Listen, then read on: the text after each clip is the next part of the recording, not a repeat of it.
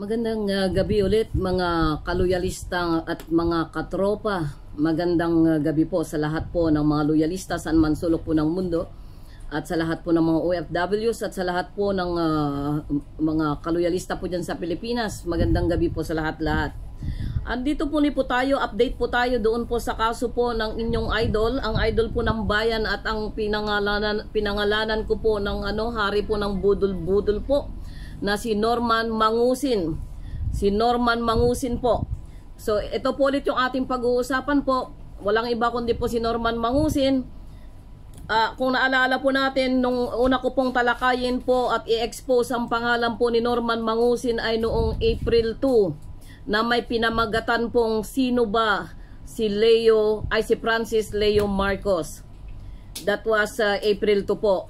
At naka-gain po ako ng super dami pong basher. At grabe yung grabe po yung hindi ko malilimutan po yung yung gabi pong iyan na napakarami ko pong basher. Halos sinikmura po ako sa dami po ng mga pinagsasabi ng mga maka Norman Mangusin. Maski yung aking mga dating followers, lumipat sila kay Mangusin.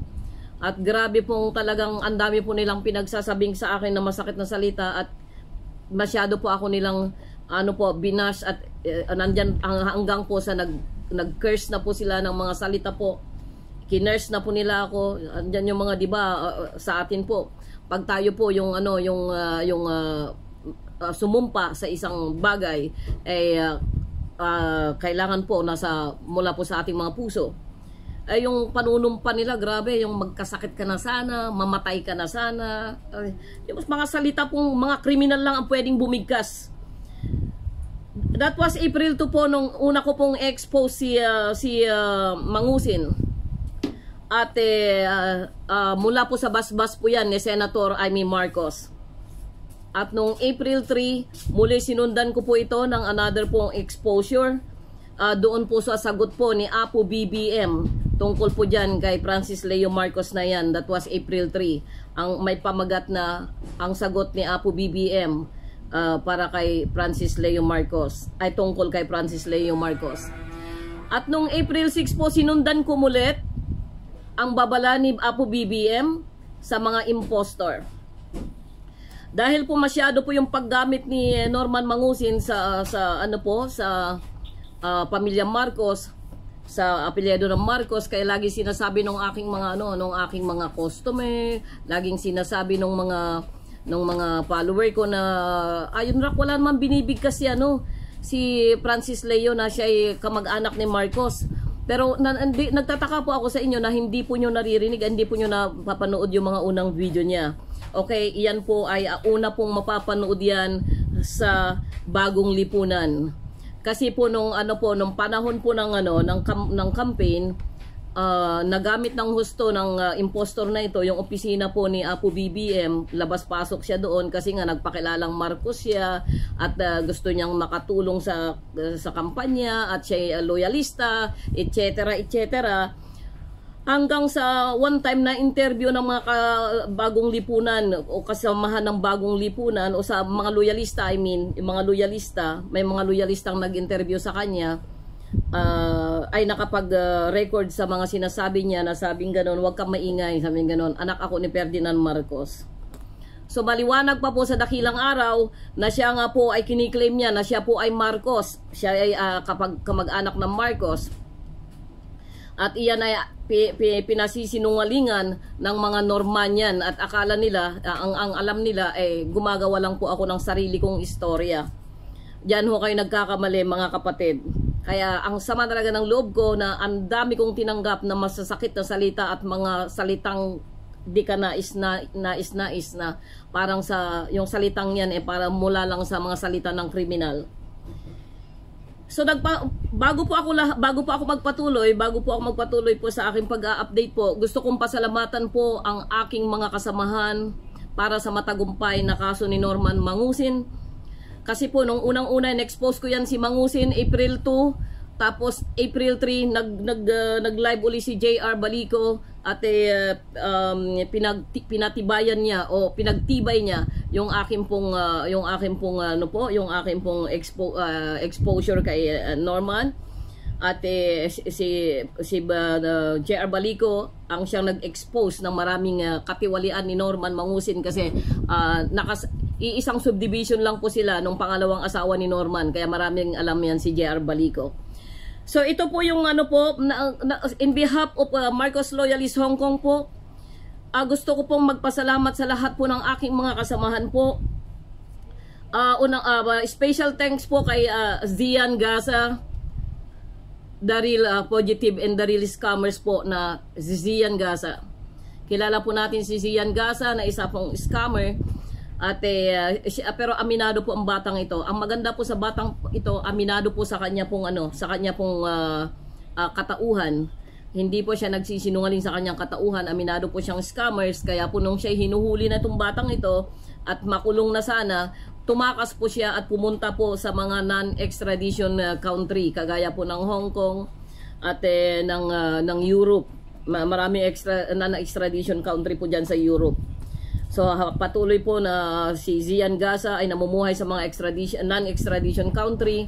Siya naman po ay pwede pong suportahan niya yung kanyang sarili po kasi malaki po ang social blade ni Zian Gaza doon sa kanyang social media. Ganun pa man, si Zian Gaza ay napakalaking tulong po para po maibunyag ang kapwa niya scammer. At sabi nga po ni Lapid Fire kanina na ang magnanakaw po ay pwedeng i-expose ng kanyang kapwa magnanakaw. Okay? So that was Zian Gaza po. Ang batang ito po, actually natutuwa ako sa batang ito na maski sa kabila ng siya scammer, hindi po niya yun tinatalikuran at aminado po siya. So sabi ko nga po one time na pag pumunta siya ng Hong Kong, tawagan niya ako at yayain ko magkape. Siyempre, sasabihin ko sa kanya, wag mo na akong i-scam ha. Wag mo akong i-scam ha. Wag mo akong i-scam kasi hindi po ako mayaman. Mahirap lang rin ako. Kaya wag mo akong i-scam. Sasabihan ko kaagad si Zian Gaza. Okay po, pangalawa po, nagpapasalamat po ako sa Bagong Lipunan. Bagong Lipunan po na may credible source. Sila po ang may credible source, ang Bagong Lipunan. Kasi sila po yung kauna-unahan pong nag-expose po ng mga nalalaman po nila tungkol po diyan kay Mangusin. At ang Brilliant Tik-Tik, the Brilliant Tik-Tik po, hindi mo nyo makikita po si Tik-Tik po sa mga YouTube channel po, sa YouTube channel, pero ito po yung umaarangkada sa mga Facebook. So the Brilliant Tik-Tik, at I know him well. Kilala ko po itong si Tik-Tik po, yung bumubuo po ng Tik-Tik na ito. At credible po yung kanyang mga source kasi po nakasama niya si Norman Mangusin. Isa siya sa mga nakasakasama ni Norman Mangusin, kaya alam na alam niya yung sinasabi niya. So pagka nakita po niyo yung Tik-Tik, nagbigay po ng source, nagbigay siya ng info, ay tunay po yan kasi nakasama niya po si Norman Mangusin. At buti nga lang nakaligtas siya diyan at hindi tuloy ang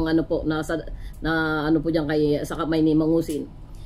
And ang ikatlo po ay the excellent Google man na si Coach Jarrett. Magandang gabi po, Coach Jarrett. Malaki pong bagay po ang naiambag ni Coach Jarrett sa kaso pong ito. And the bravest one, ang pinakamatapang ko sa lahat, small but terrible, JR Balico po ng France.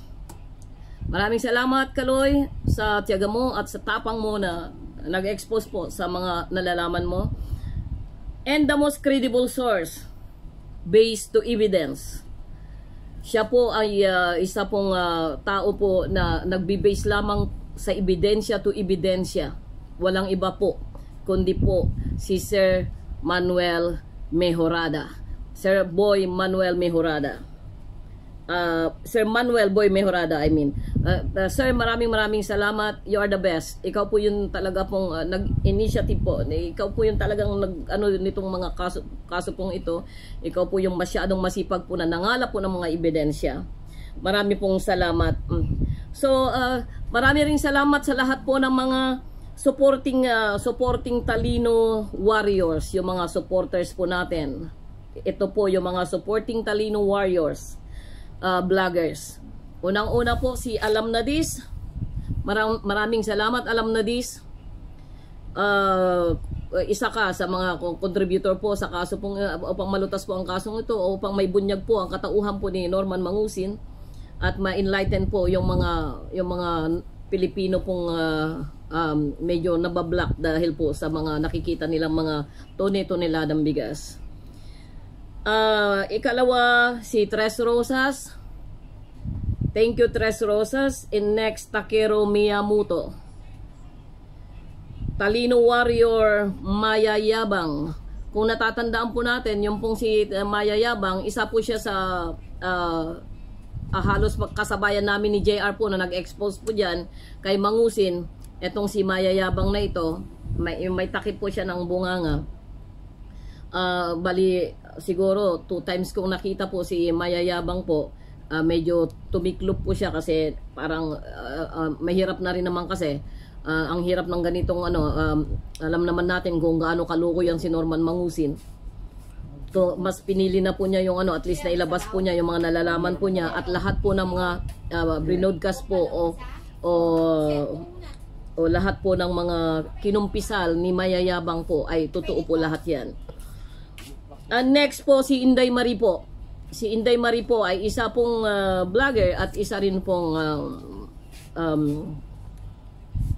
journalist. Siya po yung amin pong ngayon kasama pong pumunta sa NBI ngayon. Siya po yung nagpa-process mo ngayon sa NBI. Siya po yung nag-update sa NBI ngayon. At yung Kabagis Vlog, salamat po sa Kabagis Vlog, Infographics, at ganun din po sa lahat po ng cast ng Stand for the Truth. Dito po sa cast po ng Stand for the Truth, nandyan po sila po yung mga nagbibigay sa amin po ng mga ibang evidence. Mga kasamahan po namin dito, nasabi ko na po, sila po yung mga intel agent, sila yung mga police, at some of them are really victims. Gusto sila po yung mga nakikipag kaisa po sa amin upang pong mangalap po ng o mabuo po yung mga evidence na yan, mag-gather po yung mga evidence na yan, I mean. At special participation po doon sa mga bigatin pong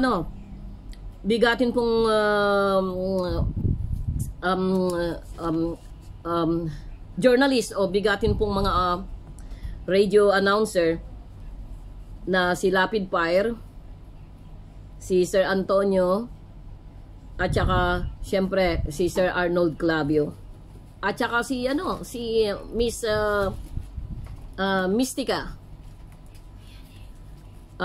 Lahat po yan, may mga ambag po ang mga yan. At ganun din po ay kasama po sa Talino Warriors si Madam Cherry, Madam Cherry Salvador. Madam Cherry, magandang gabi po sa iyo. At ganun din po kay Kapitana, kay Madam Anunuevo, Eva Anunuevo. Magandang gabi po sa iyo, Kapitana. Salamat sa ebidensya mo. Kung hindi kung hindi ka lumitaw, hindi rin po naglakas loob po ang ibang mga mga iba pong witness o iba pong mga concern sa kaso pong ito. Yung mga victims, hindi po sila nagkaroon po ng courage na lumitaw kung hindi ka po lumitaw. At marami pong salamat, Ma'am Epa. Malaki po yung kabahagi mo po sa kaso pong ito na nahuli po si Mangusin. Iyan po mga kapatid. At nagkatuto nga po yung amin pong yung amin pong mga nalaman po na mga kalukuhan po ng inyong idol. Hindi lang po basta tatlo yung hindi lang po basta tatlo yung kanyang ginagamit na pangalan, 'di ba? Nasabi ko na sa inyo nung last week na ang tawag po sa kanya kasi sa Albano, Delphine Albano Isabela ay Lorenzo. Ang tunay po niyang pangalan ay Norman Mangusin.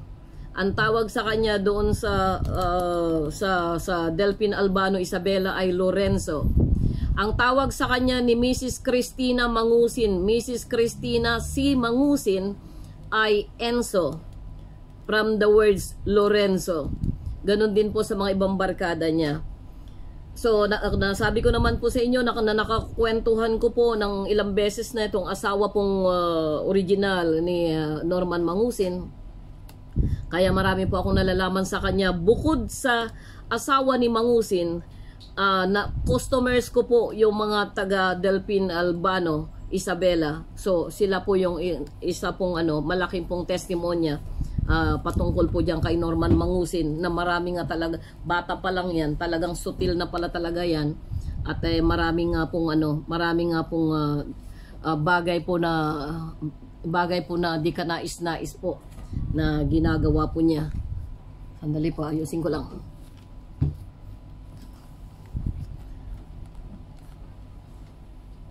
So, sa buong kasaysayan po ng Pilipinas, talaga pong simula po nung ako'y nabuhay hanggang ngayon, tatanda ko na pong ito. Ngayon lang po ako maka-experience po na isa pong katulad po ni Norman Mangusin. Ngayon lang po ako nakabalita ng isa pong scammer na napakayabang, scammer na napakasinungaling na katulad po ni Norman Mangusin. Kasi kung hindi po sana siya nagyabang, patuloy sanang namayagpag siya. At hindi sana po siya nahuli kasi sa dami pala ng pangalan niya. Ay, gusto ko palang sabihin po sa inyo, i-share po sa inyo na yung Francis Leo pala na pangalan niya, kinuha po niya yun sa pinsang buo niya. Kasi yung pinsang buo niya sa mother side ay ang may pangalan po na pinsan na Francis Leo. At doon po niya kinuha yung Francis Leo. Tapos dinugtungan na lang po niya ng Marcos. Natural po ginawa po niya Marcos. Nasabi ko na po sa inyo noon na ginusto po niya maging Marcos para po siya po makakulimbat po ng mas marami pong kasi gumawa po nga siya ng foundation. Iyan po yung Marcos Foundation po niya. Tapos marami pong mga naguyo pong mga businessman, particular po sa mga Chinese, maraming naniwala sa kanya at marami pong nauto. Kaya po sila nagpondo po diyan sa foundation po niya ng milyon halaga. At isa na nga po si Ma'am Epa nga po doon sa sa medyo naniwala po sa kanya. Akala naman nila totoong yung foundation niya, totoong Marcos siya. Kasi ayun, marami pong naniwala po sa kanya. Kaya po siya that time namigay po ng mga salamin. Kwento ko na po sa inyo kung bakit ginusto po niyang magkaroon po ng o gumaya po doon. Gusto po niyang humanitarian po siya ng mga eyeglass kasi nga po si Dr. Pacifico Marcos, iyan po yung talagang gawain niya noon, ang mag-check up ng libre sa mata at mamigay po ng mga libreng salamin. So para gusto niyang patunayan na siya po ay talagang siya po talaga ay humahawig sa mga Marcoses, o para paniwalaan ng mga tao na siya po ay nagmula sa Marcos clan. Kaya po siya ginaya po niya yung mga pinanggalingan po ni Dr. Pacifico Marcos. Kaya namigay-migay din siya ng salamin. Kaso nga lang sabi ko sa inyo, yung mga salamin na yan, $10 lang naman yan po sa Hong Kong. Yung mga makikita mo yan sa kalye-kalye po, na yung mga salamin na may grado na. Sa kanya ilang milyon po yung yung mga binibigay po ng mga tao sa kanya Pero mga mumurahing salamin lang naman, para 65 lang ata yan sa Quiapo, baka 50 pa nga yan kung maramihan, baka 40 pa kung bulky yung makukuha mo. So ang dami pong naluko nitong Mangusin na ito. Pinapalabas niya po kinukuha niyang mga tao sa humanitarian po niya. Kasi kumukuha nga po siya ng simpatya. Kumukuha siya ng simpatya sa tao na kapag dumating yung time na makasuhan siya, masasabing, makakasuhan mo to, ito'y namimigay. Ito'y taong mapagmahal. At siya ay sinishare niya yung blessing niya sa kapwa niya. Alam po ninyo, ganun talaga po ang may mga talagang ganung tao na gusto nilang palabasin sila'y anghel, nasa kabila po na sila'y demonyo, kasi nga po gusto po nilang makakuha ng sympathy vote. Kagutulad po ni Mangusin, sa dami po ng kanyang kaso, kasi lahat po ng mga pangalan niya, Yung tatlo yung passport po niya, inano ko na po yan noong April 3 po. Shinare ko yan noong April 3 yung tatlong passport niya pong yun na nagmula po sa kampo po ni Attorney Larry Gaduntim.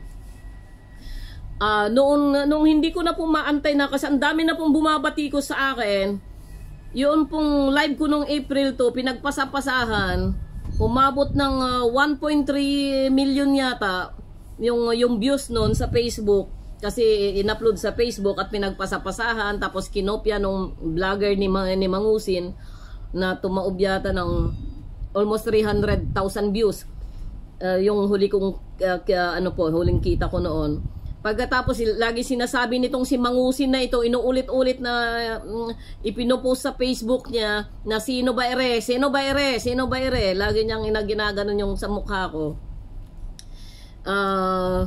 Pero at that time talagang parang parang hopeless na ako kasi hindi pa nagsasalita that time si Sir Bongbong.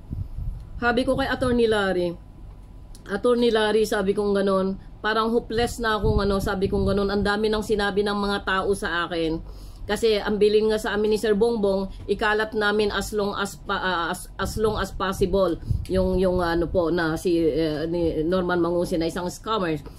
So, ikinalat ng mga iba kong mga kasamahan, yung mga ibang leader, ikinalat nila, tapos same thing, yung mga napala nila, na-bust din sila, tapos parang hopeless na ako. Sabi ko kay Attorney Larry, ang dami nang sinabi sa akin ng mga tao sa sabi ko gano'n, ang sakit na ng sikmura ko sa pangalan to, sa stress. Na-stress na ako sa mga sinasabi po nila, sabi kong ganon. Kasi alam nyo naman sir, hindi ako sanay na masabihan ng kung ano-ano, sabi kong ganon kay Sir Larry. Tapos sabi ni Sir Larry, huwag kang mag-alala Iron Rock. After ng ECQ, makikita mo, mapupunta yan sa kulungan. Makikita mo yan, huhulihin yan, pupusasan yan. Marami ang kaso ng gunggong na yan, sabi ganon ni Attorney Larry. So, nagtiwala ako sa salita ni Attorney Larry. At salamat sa Diyos, hindi pa natatapos yung ECQ, nahuli na si Norman Mangusin. So tama lang na talagang doon ako tama pala si Attorney Larry na talagang marami palang tong taong ito. Marami pala talagang kaharaping kaso. Ayaw na lang talagang papatulan ng mga Marcoses kasi ang isang ganyang klase ng ay parang nakaka-chip siguro sa kanila o ito'y kasong lang na parang walang halaga sa kanila kasi marami na ngayong nagpapanggap. Ang dami-dami na yung nagpapanggap na yan kaya napagod na rin ang mga Marcoses. Kaya siguro bahala silang let the justice serve. Yun yung ng mga Marcoses, let the justice serve. So ipinaubayan naman nila po yan sa NBI kasi nga po dati yung kapitbahay kong vlogger, sinasabi niya na yung prinisinta kong pangalan nito yung report ni Madam Imelda sa NBI na 50% true, 50% not. Ganun yata yung pagkasabi niya. Na parang masasabi daw na hindi eto na. Gusto mo isalpak ko sa pagmumukha mo. Ginagawa mo akong sinungaling. Nakakainis lang Kasi akala ng mga tao, gumagawa lang ako ng istorya. Akala ng mga tao ay naiinggit ako sa pagiging sikat ni Norman Mangusin. Di sana dahil sikat siya, di sana sinabayan ko yung kasikatan niya. Sana nakiayon ako sa kagunggungan niya. That time, ang dami-daming sinasabi ng mga tao, si Iron Rock, inggitera, nainggit siya dahil maraming subscriber tong si Mangusin, ganon-ganon, instant sikat si FLM, bakit inaano niya, persecute niya yung mga namimigay ng bigas. Parang laging ganun yung mga naririnig ko noon. Ang sakit sa taingan, sakit sa tuwing na lang may pupunta sa shop ko yung mga nagmamalasakit. Iron Rock, sabi naawa ako kasi Iron Rock, nasasaktan ako doon sa sinasabi ng mga ibang loyalista, ganun ka. Iron Rock, na, di ba kasamahan mo sa DDS mga yon, bakit ginaganong kanila? alam mo, gusto ko talagang parang nadidepress na ako, na-stress na ako. Kaya sabi kong ganun, bakit ganito tong mga kaibigan na ito? Bakit hindi man lang nila, hindi naging one-sided sila? Nakinig lang sila nakita lang nila yung mga post video niya. Hindi pa nila alam kung totoo. Kasi, nung sinabi ni Senator Amy na hindi siya totoo na Marcos at siya Norman Mangusin, nung sinabi at pinangalawahan ni Sir Bongbong, kinonfirm ni Sir Bongbong na hindi siya si Francis Leo, kundi siya Norman Mangusin, nagtiwala ako sa kanila. Kasi, bakit hindi ako magtitiwala sa kanila? Sinusuportahan ko ang mga yan Kaya ako sinusuportahan dahil alam kong matitinong tao sila. Kaya buo yung tiwala ko sa mga Marcoses na yan. So itong mga kapwa ko, kong mga loyalista, parang naingganyo talaga silang diyan kay Mangusin. Merong isang sa mga pages na ang laman na lang lahat ay puro Mangusin. Nagsalita na nga ako doon sabi kong ganon. Yung mga Marcos loyalist, sabi kong ganon. Kung kayo'y sabi kong ganon, kung FLM lang naman ang ipopost nyo sa mga pages na ito, buti pa baguhin nyo ng mga pages na yan. Magsilag out na lahat ng FLM at gumawa kayo ng sarili nyong page. Kasi page ito ng Marcos, hindi impostor na Marcos, sabi kong ganon. Nagsalita nga rin dyan one time si Sir Turcotte. Sabi nga ni Sir Turcotte, sabi nga niya, oo nga naman, bakit pinag-uusapan kasi yung taong yan dito? At kilala mo ang sarili mo, Teresita Ramirez, kilala mo ang sarili mo. Napakarami mong post kay kay FLM diyan sa mga ng Marcoses na yan. Kaya sabi kong ganoon, magsilag out ang mga ang mga FLM.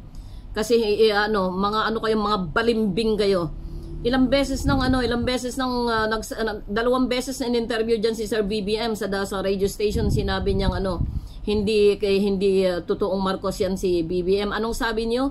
Peke, di ba? Ang sabi niyo, pineke yung voice yung boses ni Sir Bongbong. Yun ang sabi niyo. Merong gumagamit sa pangalan ni Kaloy Teresita Ramirez. Kilala kita kung sino ka. Dapat mag-log out ka na diyan sa mga Marcos loyalist na pages. Papangalanan na kita. Kasi ang laki ng ginawa mong sa akin, perwisyo sa akin. Kayo yung mga talaga lumalaban, kayo yung mga warrior ni FLM. Yung mga pinaglalaban ninyo? Isang kriminal yung pinaglalaban ninyo. Nagpahayag na ng update ang NBI. 'Di ba sabi ko nga, merong may mga criminal criminal case na pending yan. At last week nasabi ko nga sa inyo na meron po siyang siya nga po ay merong human trafficking. Totoo po. I-confirm po ng NBI yung 6 na nakatakas. 6 lang po yung nakatakas na yon. 6 lang yung nakatakas na yon. Paano yung mga hindi nakatakas? Yung 6 na nakatakas na yan, pinagpasapasahan, ibinenta. Yung iba ibinenta sa Cyprus, ibinenta sa Ukraine, ibinenta sa Kenya. Diyos ko Lord, yung araw-araw silang gamitin, araw-araw silang gahasain, 24/7, everyday. Ay, parang 7-Eleven lang na ginagamit sila ng mga hayok sa laman. Yan ay sa kagagawan ng idol ninyong si Mangusin. Susuportahan pa rin ba ninyo? Mahal na mahal nyo pa rin talaga itong criminal na ito at sa inyo ay hero talaga si Mangusin? Di bali na siya criminal kasi nakakapagbigay naman ng bigas. Prinsipyo ng mga Pilipino. Kaya pagdating ng botohan, nabibili ang inyong boto. Kasi wala kayong prinsipyo. Sa inyo, kung alin yung nakakabigay, doon kayo. Tapos, lilipat uli kayo pag may nakapagbigay ulit. Parang ganon. Hindi kayo napapakali sa isang sa isang banda, sa isang area. Talagang balittaran kayo. Balittaran kayo. Etong si Mangusin na ito, hindi lang yun. Ang dami niyang may mga case yan ng may mga case yan ng agaw lupa. At kasama natin dito sa Stand for the Truth yung mga ibang biktima. Kaya antayin ninyo, after ng lockdown, marami, sabi ko sa inyo, marami magsusulputan na yan. Tama yung sabi ni Ma'am Epa na hindi lang basta marami, kundi napakarami. Tama yan. Kasi dito sa mga sa mga biktima na na-interview po namin ay nakakaawa. Ang dami talagang kalukuhan itong Francis Leo Marcos na sinasamba ninyo. Kaya nga ginusto niyang maging Marcos para maka inganyo siya ng tao at para makapag-scam siya ng husto. Kaya yung mga lupain na ibinigay ni Apo Marcos, ni Tatay Marcos noon sa mga magsasaka, sinusundan niya talaga. At doon yun yung kinakamkam niya, pinapakilala niya sarili niya na kapatid niya si BBM. Tapos sasabihin ninyo walang sinasabi na na Marcos siya, hindi niya kiniklaim na Marcos siya. Ewan ko kung anong mga naririnig ninyo. Hindi ko alam kung ano yung napanood ninyo. Bakit hindi nyo alam ang mga yan. Pati yung mga ibang vlogger niya na binabalik ko yung talagang yung mga katotohanan talaga, sinisigway talaga nila. Kaya yun ang mga pinapaniwalaan ninyo, yung mga inuupahan niyang mga truck para picturan. May mga naibigay din naman, meron din naman mga naibigay. Pero kung tutuusin, yung mga ginawa niyang iyan, ang laki naman ng ang laki naman ng tinubo niya kung tutuusin doon sa mga isya pa rin talaga yung totoong natulungan niyo. Hindi kayo. Hindi naman sako-sakong bigas ang binigay niya talaga kung tutuusin. Meron kasi siyang may itim na na agenda siya. Kaya siya nag-humanitarian. Nakita niyo man lumalabas yung totoo kapag may ganun bang namimigay, mura ng mura.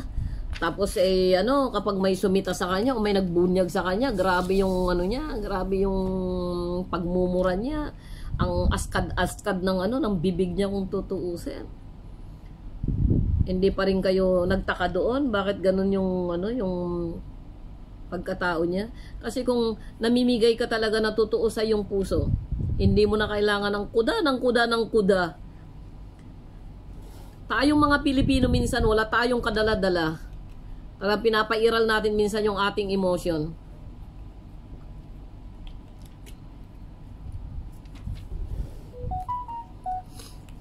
Tapos eto pa ha. Hindi, alam ba ninyo na merong sumulat sa akin? Merong sumulat sa akin na isang tiga Cotabato na yung kanyang pinsan ay nagpakamatay ng dahil diyan kay Norman na iyan. Alam niyo kung bakit? Nirecruit nitong Norman na ito, yung pinsan buo niya at yung tatay niya, mahirap lang ang buhay nila, yung tatay niya matandang-matanda na, kaya wala nang chance na lumaban pa sa kasong ito kasi nagpakamatay na yung pinsan niya. Ang nalalaman lang nila, yung kwento lang ng pinsan. Na-depress yung pinsan kasi isa siya sa na-recruit nitong si Mangusin na to, si Norman Mangusin na ito.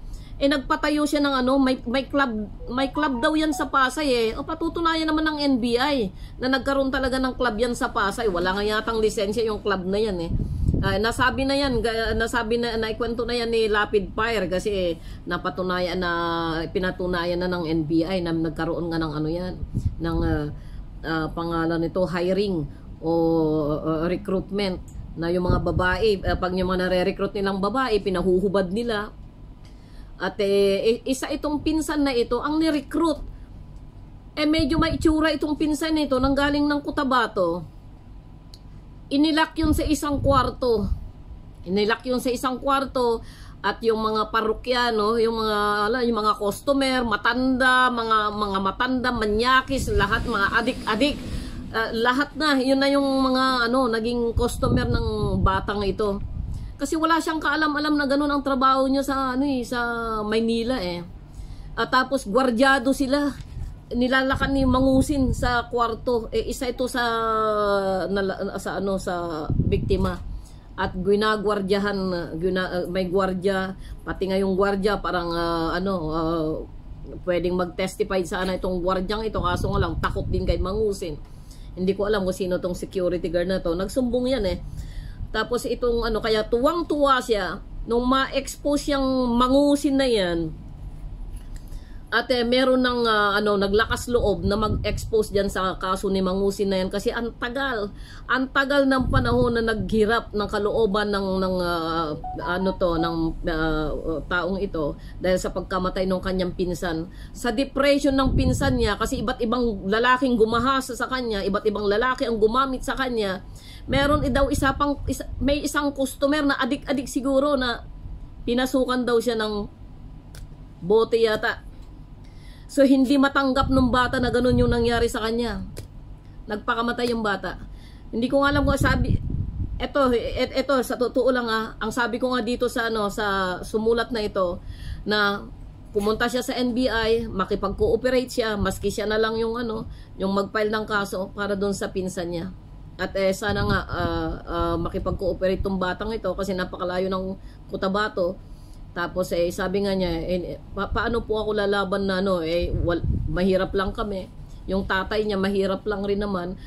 Sa akin po, masaya na po ako na makulong ang taong yan, ang halimaw na yan. Enough na po sa akin na magkaroon ng katarungan yung aking pinsan. Yan po yung sabi niya. At alam ko may ayon sa NBI po kanina, yung pahayag po ng NBI kanina, na meron baring isang alleged rape na kaso, at inaalam pa kung gaano katotoo ito. Kaya nga po nagpunta ang mga taga NBI kanina sa Ilocos at saka sa Isabela. Pati pala sa Ilocos, ginalugad mo, Norman yan, hinayupak ka. Taga Ilocos ako.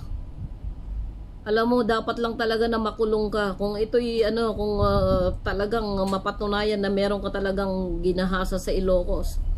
Ako mula sa pinanganak ako ng Ilocos. Mabuti nga talagang habang buhay ka nang di makalabas diyan sa kulungan. Kung sa mga ibang kailan yung mga ibang vlog ko na you deserve the second chance, this time you don't, hindi mo na deserve ang second chance. Kasi lumalabas na mas nakakarimarimarim pa palang mga kasong ginawa mo. Dito na lang sa 6 na nakatakas sa human trafficking. My God, anong klaseng halimaw ka, Norman Mangusin? Grabe. Kaya naman pala tinalikuran ka na ng mga magulang mo. Bata ka pa nga lang, sutil ka na nga eh. Ayan ang patutuo ng mga taga Delphine Albano, na mga customer ko rito. Pinatutunayan nilang bata ka pa lang, sutil ka na. Kawawa yung mga magulang mo. Naawa ko doon sa mga magulang mo. Napakabuti naman nilang tao. Pero ikaw, akala mo siguro laging kasi lagi niyang pinagmamalaki yung anting-anting niya, mga kaibigan, mga kaluyalista. Yung anting-anting ni Norman Mangusin, yung lagi niyang isinasabit doon sa leeg niya, na may mga kaya nga kanina may sabi ni Sir Anton kaya daw nahuli si Mangusin dahil naligo siya sa swimming pool. Kasi yung palang may mga anting-anting, hindi raw naliligo. Parang siya, parang na-trigger siya maligo sa swimming pool, kasi itong si Sir Anton kasi sinabi niyang hindi naliligo tong si Mangusin na to. Naligo siya ngayon sa swimming pool. Nakita nyo yung video niya na challenge siyang naligo ngayon. At naligo siya sa swimming pool. Tinanggal niya yung anting-anting niya, nabasa siya. Kaya daw siya nahuli. Yun naman ay kwentong lang naman ni Sir Anton. Pero yan kasi yung pinagmamalaki niya, may anting-anting siya. At kaya maski daw nasasalubong na niya yung mga manghuli sa kanya, hindi raw siya nakikita. Kaya siguro nagmamalaki itong kumag na to Lagi niyang sinasabi, bring it to the court! Bring it to the court! Ayan ngayon, nakalabuso ka ngayon. Sobrang yabang mo. Wala naman mapupuntahan ko talagang mayabang Ang lahat ng mayabang ko'y babagsak lahat yan. Kasi wala naman po talaga tayo may pagmamayabang. Tayo po ay mula sa alikabok. Kaya wala po tayong may pagmamayabang. So isang magandang leksyon po sa mga totoo pong sa mga mayayabang na katulad ni Mangusin. Dumating po yung araw niya. Pak! Lumagapak po talaga siya. Hindi niya akalain na siya dahil marami na siyang pera. Nagkaroon na siya ng napakaraming pera. Eto nga eto nga yung kasi isang pulis po ang kasama namin diyan sa na alam po niya yung mga kalukuhan niya doon sa sa Palawan Dahil pa niloko niya sa Palawan nung panahon na siya ay nag-i-scam po siya ng mga fake gold bar, yung Sumatra. Muntik ng tuluyan daw na utasin yan tinamaan daw sa tainga. Sabi ko nga kay Sir Mark, sana tinamaan mo na sir ng ayan tuloy, na dumami yung kanyang na-scam. At least, lumantad si Norman, leksyon man sa iba po, na wag basta-basta pong tumingin sa sa nakikita po natin. Kailangan din po tama na rin naman po yung tanggapin natin at magpasalamat, enough. Pero yung pong parang sasambahin ninyo, yung parang talagang mumurahin pa nyo kami na mga nag-i-expose sa kanya, talagang magsasalita pa kayo ng mga hindi ka nais-nais sa amin, ini-expose nga namin po siya. Abay, sa tingin po ninyo, kami po natutuwa sa pag-expose namin, nahihirapan po kami. Kasi yung unang-una po, sindikato yan pwede kaming yariin kung tutuusin. Delikado rin kami dyan sa pag-i-expose sa kanya kung totoo. Ang daming galamay niyan Ang mga galamay niyan mayor, mga kernel, mga pulis. Hindi nga namin inaalaala po yung buhay namin yun. Akala ninyo, tingin ninyo, nagpapasikat kami kaya na-expose namin yung idol ninyo. Hindi po. Gusto lang namin makatulong. Gusto lang namin, tama na. Gusto namin wala nang mabiktima ng isang yan kasi ang dami na niyang biniktima. Ang dami na niyang biniktima, lalo yung mga yung mga kawawang mga babae na yan. Ano ba? Wala ba kayong mga kapatid na babae? Wala ba kayong mga nanay? Kung sa inyo nangyari yan, yung mga yung mga halos malahayok sa laman na na bumiktima sa mga kababaihan natin. 6 lang yung nakatakas na yan. Nasaan yung iba? Nasaan yung iba? Paano ko yung mga iba hanggang ngayon ini-imagine ko na lang na inilak sa isang isang dungeon at doon nando sa nasa madilim na dungeon sila kinagalaw ng kung sino-sino. Nakakahindik-hindik. Hindi ba kayo naaawa sa mga kababayan natin na nasalak sa ganung kahayupan? Nang dahil diyan sa idol ng bayan na 'yan. Ang dami pa ring mga saradong isip. Mamaya may magko-comment naman sa akin. Lalo itong anong pangalan nun? Nelia ba yun? Parang katulad ka nung sekretary. Ikaw yata yung yung kabuntot ng sekretary ni Mangusin na kung makapagsalita at makamura pagka nagmura itong babaeng to parang kumbaga sa kumbaga sa hangin. Siya yung mabahong utot kung ikumpara natin sa hangin yung bibig ng babaeng ito. Grabe, parang ayaw mo na talagang pagdumaan sa mo pinipindot mo na kaagad kasi ayaw kong makita pag mumukha ng babaeng yan dahil grabe siyang makamura. Nag-ano pa siya, talagang sa social media pa talaga matindi, believe ako. Meron siyang isang supporter, si FLM. Nalimutan ko anong pangalan nun.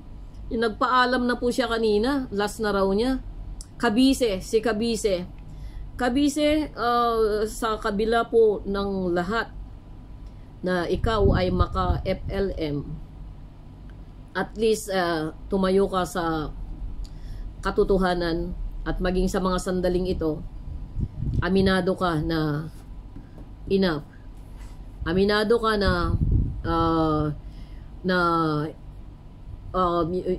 tama na. Aminado ka na hindi mo alam, hindi mo kilala si Mangusin sa personal na buhay. May punto ka doon, pare, may punto ka doon. Tol, may punto ka doon, kabise. Enough na, inamin mo na enough na at wala ka nang may balita, yun ang huling pagbabalita mo at manahimik ka na, alam mo, kinahangaan kita. Totoo naman yung sabi mo na wala ka naman talagang alam sa buhay niya. Sino ba naman talaga kasi nakakaalam sa inyo? Maaring ilan sa inyo sa mga nagamit niya, hindi rin naman nyo alam. Hindi rin naman nyo kilala kung sino talaga yung si Francis Leo Marcos na yan. So, exempted ka na doon. Para sa akin, okay na. Wala kang kasalanan doon. Dahil at least nakilala mo siya. Sa ngayon, at least aminado ka na ganun pala siya. Hindi mo rin naman inaasahan. So, kabise, welcome. Welcome to the group, ang mga Talino Warriors. Marami pong salamat sa panonood. At ano po yung ibang update, next time na po yung ibang update, mahaba na po ulit ito kasi alam nyo, ginagather po natin yung mga ibang ebidensya po rito sa land grabbing kasi ilan na po yung tumatawag sa atin at may mga perma na nga po sila. Itong land grabbing na ito kasi mas marami na pong si JR dyan, Balico, siguro kasi pinasa ko naman na yung ibang mga pinirmahan na kanina na ipinasa sa akin kasi iba yung mga nagpapasa kay JR kung alin yung sino yung nakokontak sa amin ng mga victims. Doon sila nagpapasa, kagaya ko doon sa mga ibang informer ko po mula po doon sa Isabela nagpapasa sa akin. Pag nakukontak naman nung iba si JR Balico, nagpapasa rin sila kay JR Balico.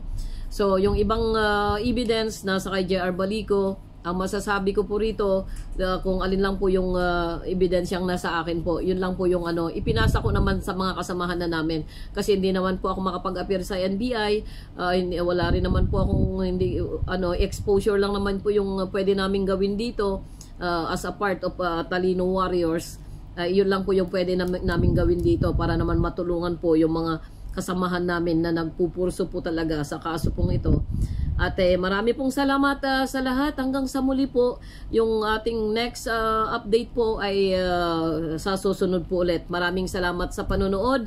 At again po, nagpapasalamat ako po. Nagpapasalamat po ako doon sa mga Talino Warriors po na patuloy po na lumalaban para po sa pag-expose po kay Mangusin, para po matulungan po yung batas na masundan po itong si Mangusin pong ito. At salamat Zian Gaza. Ako nagpapasalamat talaga ako sa iyo Zian. Sabi ko nga Zian, kapag sakaling dumating ka dito sa Hong Kong, pupunta ka dito sa Hong Kong, kontakin mo ako, magkakape tayo. Basta wag mo akong isasama doon sa mga scam mo. Alam ko mabait kang bata ka. Alam ko mabait ka. Sa kabila na ikaw ay isang scammer, natutuwa ako sa iyo kasi tapat ka. Sinasabi mo yung totoo na sino ka. At isa ako sa pwedeng magiging kaibigan mo. Wag lang tayo magkaibigan sa pag-i-scam mo. Pero tumigil ka naman na, di ba? Alam ko tong Sian Gasa tumigil na to iba nang pinagkakaabalahan ng batang to ngayon. At siya ay mukhang pa-vlog na lang siya ngayon. Kaso nga lang marami yatang mga to ngayon. Marami yatang girlfriend ang isang to. Anyway, that's your choice. Maraming salamat po sa lahat, sa lahat-lahat po. Sa mga hindi ko po nabigkas po na pangalan po ng ibang vlogger po, pasensya na po kasi medyo dumami na rin po. Dumami na rin po tong grupo, marami-rami na rin, kaya medyo hindi ko na po maalaala po lahat. Marami pong salamat, basta ang alam ko po, magkakasama po tayo sa tagumpay ng kasong ito. Ito hindi ginawa ng isa lang, kundi isang grupo po ito ng Talino Warriors at isang grupo natin na talaga pong pinagtiisan ang mga bashers, pinagtiisan po yung mga masamang sinasabi po ng mga tao. Pakinggan po natin yung portion po na interview po ng mula kay Sir Vic doon po sa spokesperson po ng NBI. Marami pong salamat mga kaluyalista at mga katropa. Ako lamang po si Ayon Rock, ang inyong kaluyalista po dito sa Hong Kong.